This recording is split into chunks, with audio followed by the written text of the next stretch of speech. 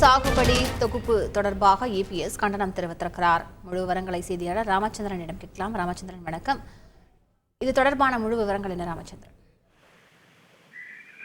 வணக்கம். அதிமுக பொதுச் செயலாளரும் எதிர்க்கட்சித் தலைவர் மந்திரி எடப்பாடி பழனிசாமி அறிக்கையை ஒன்றை வெளியிட்டுள்ளார். அந்த அறிக்கையில் திமுக அரசு கடந்த 14ஆம் தேதி குறுவை தொகுப்பில் பெரும்பகுதி விதைநெல் மானியம் மற்றும் தேசிய வேலை வாய்ப்பு உறுதி திட்டத்திற்கு வழங்கப்படுவதாக குறிப்பிடப்பட்டுள்ளது. பாசனத்திற்கு தண்ணீரே இல்லாத நிலையில் விவசாயிகள் இந்த விதைநெல்லை வாங்கி எங்கே நாற்றங்கால் தயார் செய்வார்கள் என்ற அடிப்படை யோசனை கூட இல்லாமல் திமுக அரசு இந்த சிறப்பு குறுவை தொகுப்பை அறிவித்துள்ளது. அது மட்டுமல்லாமல் கடந்த ஆண்டு குறுவை சாகுபடிக்கு பயிர் காப்பீடு செய்யப்படாததால் ஏக்கர் ஒன்றுக்கு பயிர் காப்பீட்டு நிவாரணமாக 35,000 கிடைக்காமலும் பயிர் பாதிப்புக்கு ஏற்ப காப்பீட்டு நிறுவனம் பெற முடியாமலும் டெல்டா விவசாயிகள் பெரும் நஷ்டத்தில் உள்ளனர். இந்த ஆண்டு குறுவை சாகுபடிக்கு பயிர் காப்பீடு செய்வது குறித்து எந்த விதமான முன்னெடுப்பும் இல்லை என்றும் அந்த அறிக்கையில் வலியுறுத்தியுள்ளார்.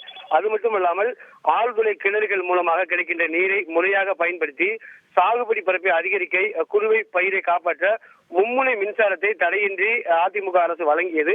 ஆனால் இன்று தமிழ்நாடு அரசு மின்சாரம் இல்லாமல் இயலாத சூழலில் டெல்டா பகுதியில் இருக்கக்கூடிய குறுவை சாகுபடிக்கு மும்முனை மின்சாரம் வழங்கப்படுமா என்ற எந்த அறிவிப்பும் சிறப்பு குறுவை தொகுப்பில் இல்லை என்றும் அவர் வலியுறுத்தியுள்ளார்.